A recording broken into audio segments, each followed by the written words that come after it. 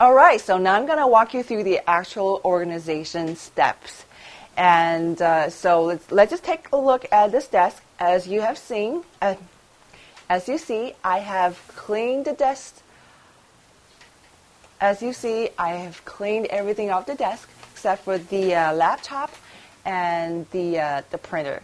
And the reason why you want to clean everything off the desk is because you really want to start with a clean slate.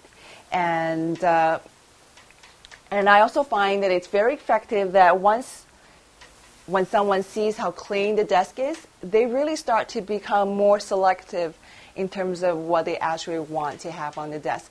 And that will help you make the decisions of what to keep and what to throw away or what to store elsewhere.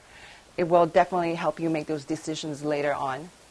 And the reason why we're leaving the equipment up on the desktop is because where your laptop needs to be positioned and where your equipment needs to be positioned really are limited to where the position of the outlets are and also where you would actually be using the item. For example, the laptop will obviously have to be in the center just for an easy usage. And the printer, you want to think about how you're retrieving the papers and how you're retrieving the documents that are being printed and how are you loading the paper.